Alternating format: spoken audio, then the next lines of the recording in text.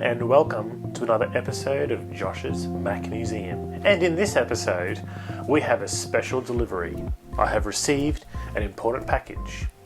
And that is because I have never actually seen one of these in person, and right now is the first time I'm going to open this package. So stay tuned for what is one of Apple's biggest, fattest laptops ever. So I bought this package on eBay a little while back, and it's always interesting seeing how these things get shipped, because as you can see, there's really not much padding in this bag to protect what's inside it from being banged and clanged around. However, nonetheless, inside this bag is a disgusting case. However, what I'm hoping is that underneath that case there might be something interesting. For the more keen-eyed viewers, you will probably already know, just based on the way that I pulled that out, that this is quite a heavy laptop, and it is indeed one of Apple's heaviest ever laptops, of the modern age anyway. Yes, it's actually a MacBook Pro 17-inch. Now, I didn't have one of these in my collection, in the 17-inch model, and for good reason, because they were quite expensive when they were current product.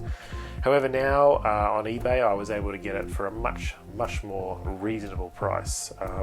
And yeah, we're just going to test this thing out, see if it works.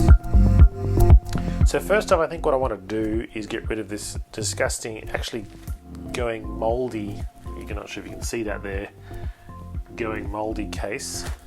It's pretty disgusting, but I think it might have been an imitation leather maybe at one point in time. Ironically, the inside is actually not too bad, of the case that is. We're not yet sure about the laptop. Hopefully it's kept it in a good condition. Interesting that there's a battery plate but no batteries. That's a nice surprise for me. I think we'll ditch the case. Hopefully not see any more of that. We might ditch the padded mailer as well. Alright, so here we have the 17-inch MacBook Pro. Now this is a whopper. This particular example has got what looks like a few rust spots.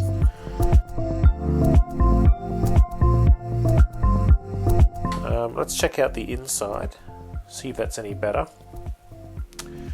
Okay, so as you can see here, definitely a well-used, well-loved MacBook Pro.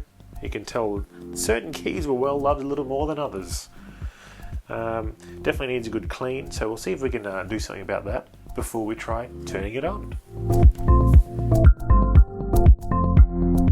As usual, I'll be using the unsponsored, but hey, feel free to sponsor me, Generic Cleaner, which seems to do a great job on the exterior surface of these laptops.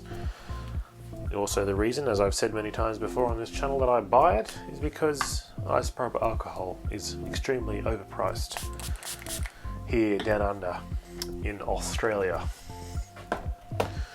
So, we probably should start on the outside, so we'll give this guy a wipe down. Be interesting to see if these rust spots come off.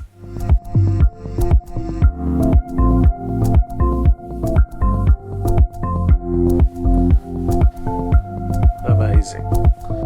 So they weren't really rust after all. It looks like they were just some sort of dirt.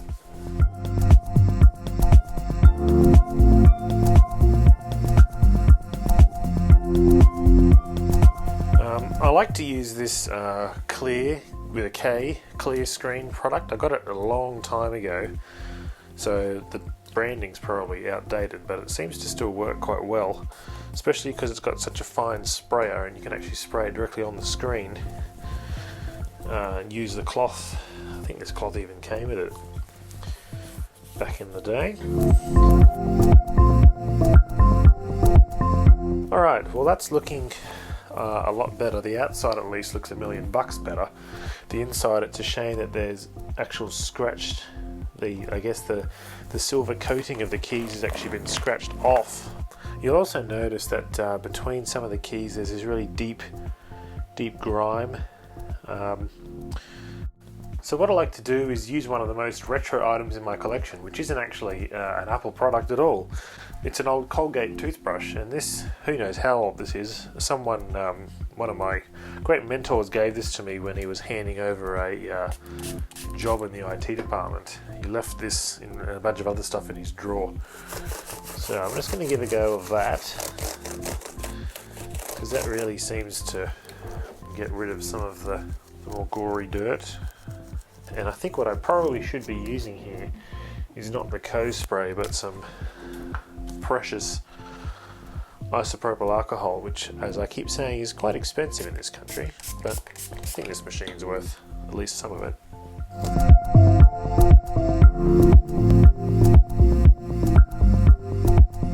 Alright, so there you have a much cleaner 17-inch MacBook Pro.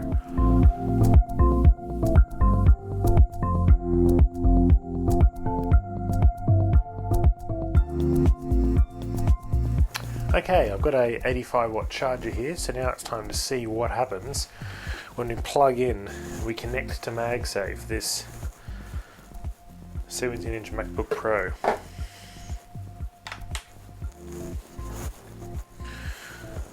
She's connected, and we've got a green light.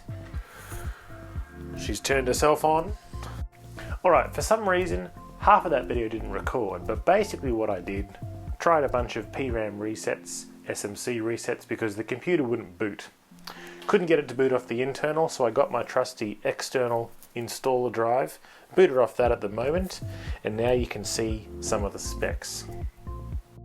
We can see that it's a tasty 2.6 GHz Core 2 Duo with 2 GB of RAM. This means it was probably the late 2006, the second rendition of MacBook Pro, given that it's a Core 2 Duo, not just a Core Duo.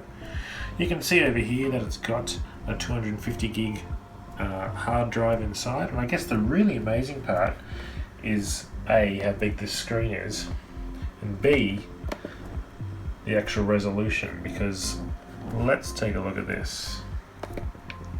1920 by 1200.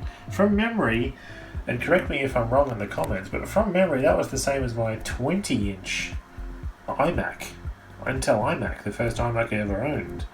So that is a whopper of a screen on a portable consumer device.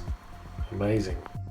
Alright, that brings us to the end of this video. If you like what you saw, please consider subscribing, and for now, I'll catch you in the next video.